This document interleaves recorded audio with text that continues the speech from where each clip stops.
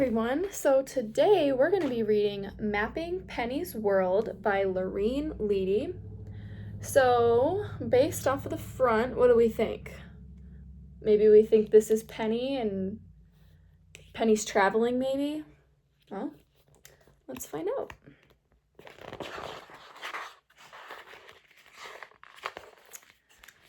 All right. My name is Lisa, and my class is making maps this month. My teacher, Mr. Jason, says a map is a picture of someplace from above. It's like flying over that spot in an airplane.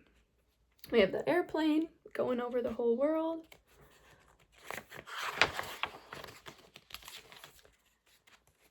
Mr. Jason says we can make a map of any place, like a room, a yard, or a neighborhood. Maybe I could make a map of my bedroom at home. So notice all the different stuff. Include on your map's title, key, symbol, scale, compass rose, and labels. And we'll talk a little bit more about those. Let's keep going. I'll measure my room and everything in it to make my map. Of course, I'll have to include Penny's bed. Penny is my Boston Terrier, and she sleeps in here too. Do you want to measure the fish tank, Penny? There's Penny. My map shows how my bedroom would look from overhead, as if I were looking down from the ceiling. That is a close-up map of the fish tank. Thanks for your help, Penny. So it looks like this is the close-up of the fish tank. And so, guys, based off of what we read so far, what is a map and what kind of things does it show? Right, it might show where things are, maybe even directions or locations. Like on here, we have the location of her fish tank on her dresser. We have the location of her bed, of her rug. What other kind of things does Lisa include on her map? Well, like we went over, the bed, the rug, the fish tank. We have her plant, her door, her windows. And what we went over earlier, let's talk about what a key is. So notice how on the key, there's a bunch of different symbols that mean different things. So when we look at the map and when we see a gray rectangle, well, the key tells us that that's a window. So if we see this gray rectangle over here, that must be the window. And the pink squiggly lines tells us it's curtains, and we see some curtains on the window. So that's what a key is. Guys, what other kinds of things could you make a map out of if you wanted? Right? Maybe your classroom, your yard, maybe a store you really like. Why do you think Lisa decided to map her room instead of something else? Maybe it's a place she knows well. Maybe she wanted to include her dog, right? And it's really familiar with her. So how does starting with something familiar help when you're learning something new? Right, because if it's familiar, you already have background knowledge on it, so it helps you. All right, let's keep going. Penny likes to hide her toys and other stuff in the yard. I have found shoes and socks in the strangest places. Maybe I'll make a map of Penny's hideouts.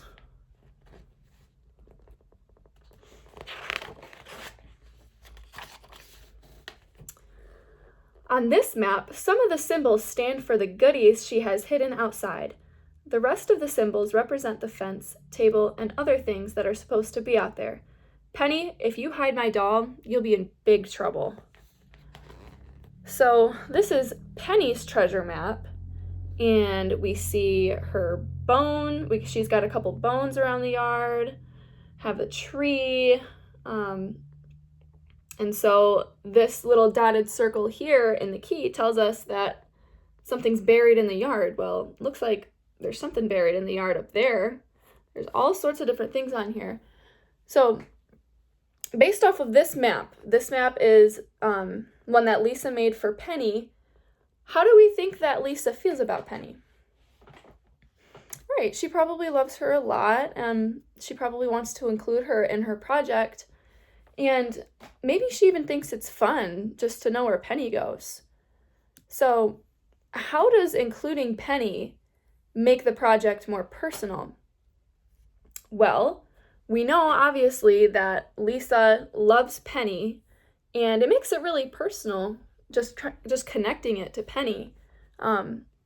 She knows Penny really well. She knows all of the things that she likes, and so it's personal to her. She knows a lot about it. And what does this tell us about Lisa's creativity? She's probably pretty creative, isn't she, if she knows all these things, all the details? All right. Maps are good for giving directions. Suppose Penny's friend, Maxine, wants to come over. You could say, go out your back door, turn right by the trash cans, crawl under the gap in the wooden fence, watch out for the big orange cat, squeeze through the bushes, turn left, look for the yellow fire hydrant, turn right on the sidewalk, go to the third house on the right with the red door, sit down in front of it, and bark. Phew! Or you could draw a map instead. It'd make it a lot easier, huh? Here is the shortest way from Maxine's house to our house. It's a lot longer if you go around the block instead of going the back way. Looks like Penny's friend, huh?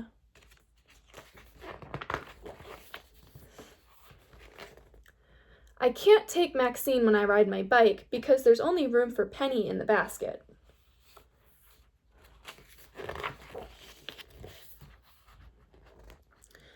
These are our trails. To make this map, I measured our footpaths with a pedometer, a tool that shows how far a person walks.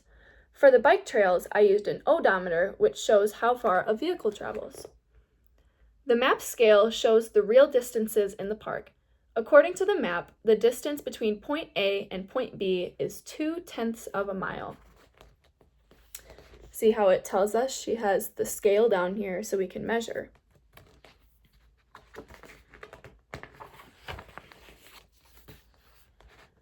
When we go out into the neighborhood, Penny has some favorite places she likes to visit again and again. Maybe other dogs here. She got the pond.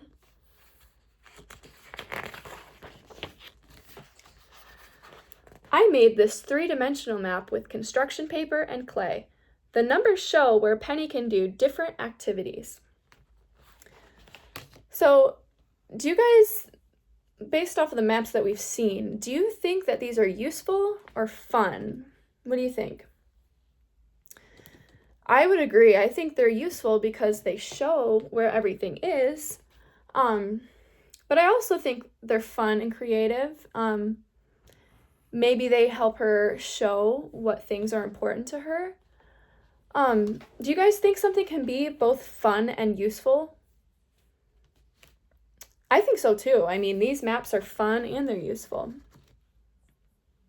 All right.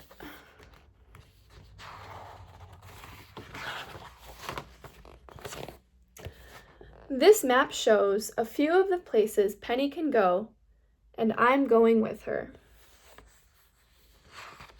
Looks like that's it. Don't forget the maps, Penny. All right, good. So, what did you guys learn about maps from this book? And would you want to make your own map like Lisa? Right, maps can show all kinds of things. Right, they help us organize what we already know about a place. Yeah, maybe it would be fun to map your room, a backyard, or maybe a park. And what kind of things would you guys include on your map that's important to you? Maybe places you like to go, maybe parts of your house that you like, things you like to do. And how can mapping help us better understand the world around us? Right, it helps us visualize where everything is and can help us know where to go.